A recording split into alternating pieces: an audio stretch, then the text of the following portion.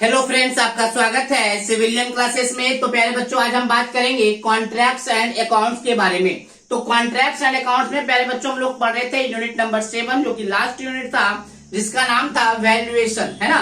तो प्यारे बच्चों, हम आज पढ़ेंगे एक न्यू टॉपिक वैल्यूएशन में, जिसका नाम है सिंकिंग फंड। क्या नाम है? तो प्यारे बच्चों, सिंकिंग फंड में हमने बोर्ड पे क्या लिखा है उसको समझने से पहले थोड़ा सा बात को हम देखते हैं। देखिए प्यारे बच्चों, क्या है सिंकिंग फंड। मान लीजिए प्यारे बच्चों, ये हमारा जमीन है। इस जमीन पर हमने क्या किया, एक बिल्डिंग को बनाया। हमने क्या बनाया, एक बिल्डिंग को बनाया, ठीक है ना। प्यारे बच्चों, बिल्डिंग को बनाने में मान लीजिए 10 लाख रुपया लगा। कितना लगा? फिर से सुनिए प्यारे बच्चों, हमने क्या बोला, हमारा एक जमीन था, उस पे हमने एक बिल्डिंग बनाया। उस बिल्डिंग को बनाने में टोटल कितने लगे? 10 लाख रुपया लगे।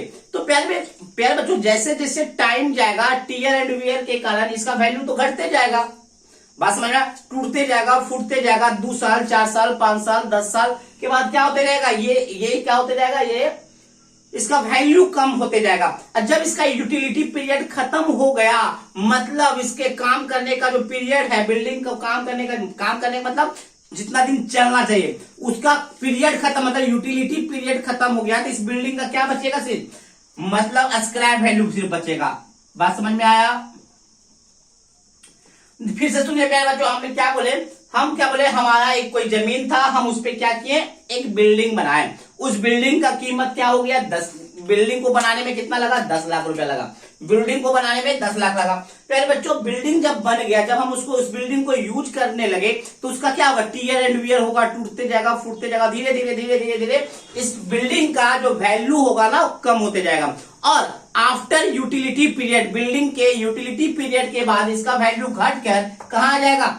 Scrap value. यूटिलिटी पीरियड खत्म होने का मतलब क्या कि अब ये बिल्डिंग में रहने लायक बचा नहीं है, इस बिल्डिंग में रहने लायक बचा नहीं। तो प्यारे बच्चों, हमको तो अब जब रहने लायक ये नहीं बचा है, तो हमको एक न्यू बिल्डिंग बनाना होगा, और न्यू बिल्डिंग बनाने के लिए हमको पैसे की जरूरत पड़ेगा।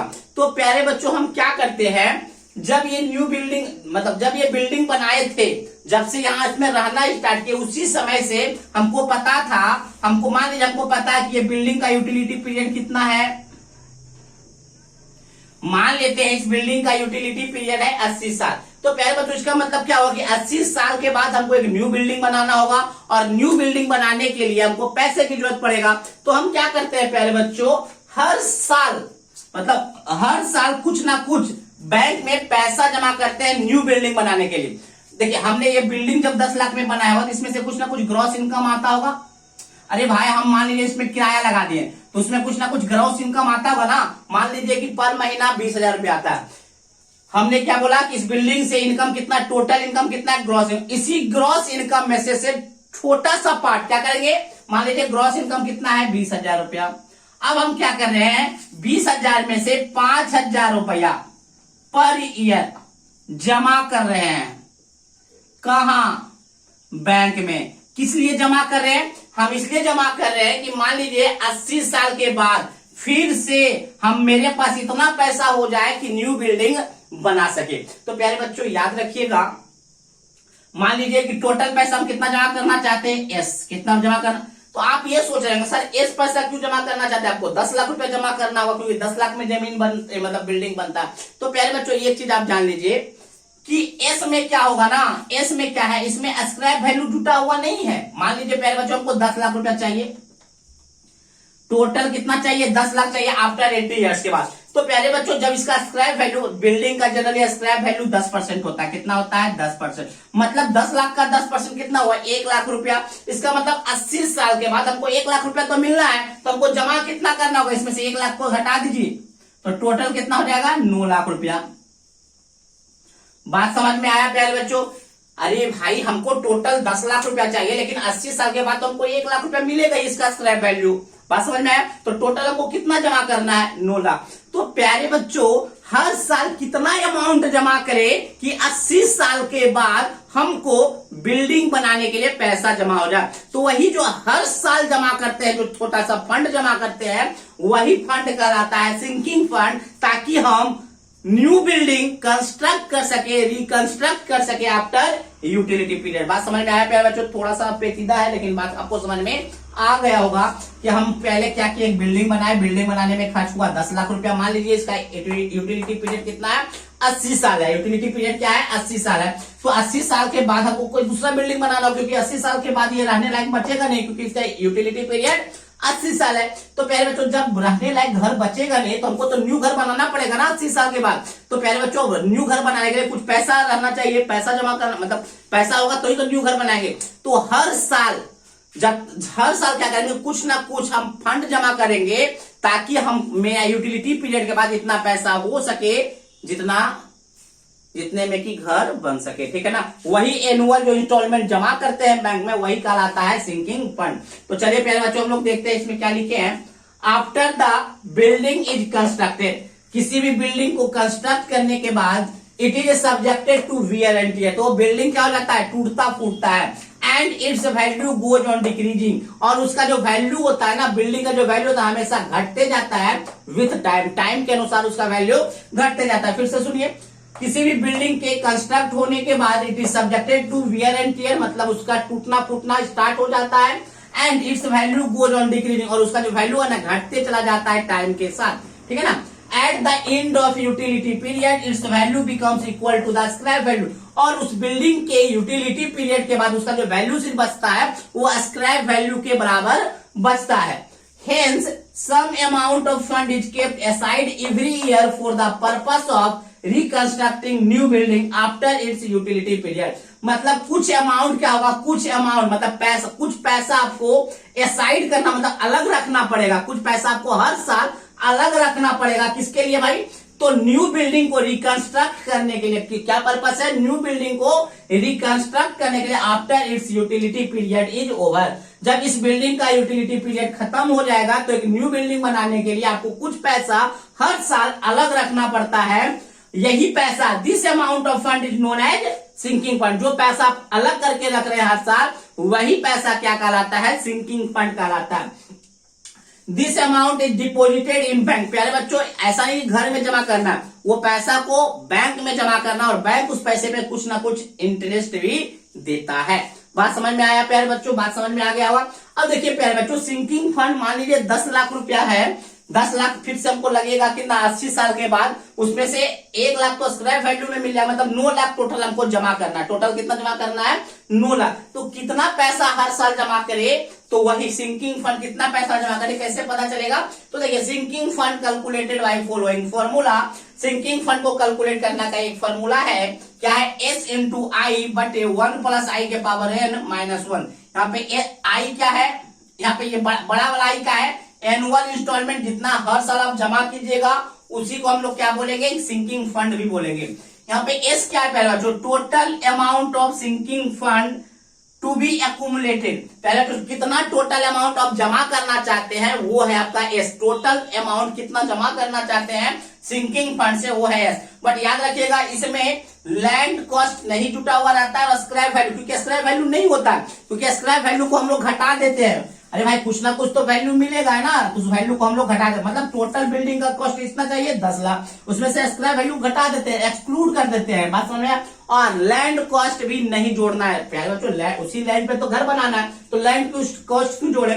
आई बराबर है रेट ऑफ इंटरेस्ट। प्यारे बच्चों बैंक आपको कुछ ना कुछ इंस्टॉलमेंट मतलब रेट ऑफ इंटरेस्ट देगा, तो वही है आई। याद रखिएगा फॉर्मूला में जो आई यूज कीजिएगा, यूज इन डेसिमल, डेसिमल के फॉर्म में यूज कीजिएगा। अगर मान लीजिए 50% रेट ऑफ इंटरेस्ट है तो 0.5 यूज करना है। एन क्या है, यूटिलिटी पीरियड। बात समझ में आ गया, एन क्या है, उस बिल्डिंग का यूटिलिटी पीरियड है। ठीक है प्यारे बच्चों, चलिए आप इसको नोट डाउन कर लीजिए, इसको हम एक न्यूमेरिकल से देखते हैं, ठीक है ना। चलिए नोट डाउन कीजिए।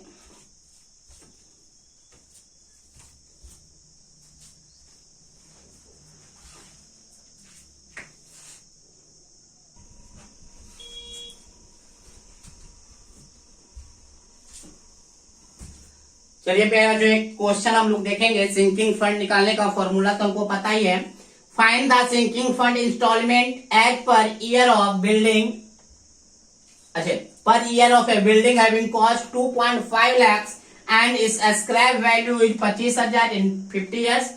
Of its life of building and rate of interest is 5%। देखिए प्यारे बच्चों, गिवन डाटा सबसे पहले हम लोग लिखते हैं given data. Total building cost कितना है प्यारे बच्चों? Total building cost 2.5 lakh. Scrap value कितना है प्यारे बच्चों? स्क्रैप वैल्यू है 25,000। नंबर ऑफ यूटिलिटी पीरियड है 50 years and rate of interest जो है आपका 5%। तो आपको यूज करना है डेसिमल में, तो 0.05। चलिए बहुत अच्छा प्यारे बच्चों, हम फॉर्मूला लगा देते हैं सिंकिंग फंड का। फॉर्मूला था S इंटू आई बटे 1 plus I to the power n-1। चलिए प्यारे बच्चों, सारा कुछ तो पता ही है। आई बराबर हो गया, S को भी रहने देते हैं। आई का वैल्यू कितना है? 0.05। रेट ऑफ इंटरेस्ट कितना है? 0.05 बटे 1 प्लस आई का वैल्यू 0.05, यूटिलिटी पीरियड है 50 ईयर्स -1। अब देखिए प्यारे बच्चों, हमको मेनली निकालना एस। एस क्या था? Total amount of sinking fund. आप कितना जमा करना चाहते हैं? तो टोटल हमको 25 लाख रुपए, सॉरी 2.5 लाख चाहिए आफ्टर कितना? 50 साल के बाद। और उसमें स्क्रैप वैल्यू मिलेगा 50 साल के बाद। स्क्रैप वैल्यू कितना मिलेगा? तो 25,000। तो टोटल कितना जमा करना है 2.5 में से? तो एस बराबर हो जाएगा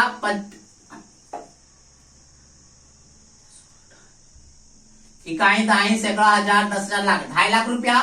2.5 लाख रुपया टोटल 2.5 लाख में से मगर हमको कितना रुपया मिल जाएगा? 25,000 तो स्क्रैप वैल्यू मिल ही जाएगा ना। तो टोटल हमको कितना जमा करना है?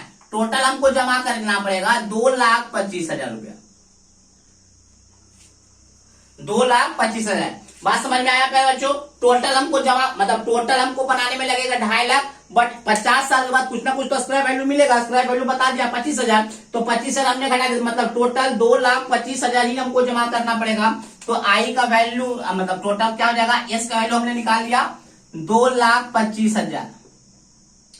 आई इंटू आई का वैल्यू 0.05 बटे 1 प्लस 0.05 के पावर 50 -1। प्यारे बच्चों, बहुत ही सिंपल क्वेश्चन ये आपका निकल गया। क्या निकल गया? सिंकिंग फंड कि प्रति ईयर्स आपको कितना जमा करना होगा। देख लीजिएगा प्यारे बच्चों कितना आता है। शायद ये 1,074 रुपए या कुछ भी आता होगा। तो ये आपका हो गया आंसर, है ना। देख लीजिएगा कितना आता है। शायद 1074 आता है या कितना आता है। ठीक है, तो ये था प्यारे बच्चों सिंकिंग फंड कैसे निकालते। एक और न्यूमेरिकल्स देखे क्या? एक और देखे क्या प्यारे बच्चों? जल्दी बोलिए। और देखे क्या? चलिए एक और न्यूमेरिकल्स हम लोग देखते हैं, बात करते हैं। चलिए इसको नोट डाउन कीजिए, नोट डाउन कीजिए प्यारे बच्चों इसको जल्दी। एक और न्यूमेरिकल्स हम लोग देखेंगे।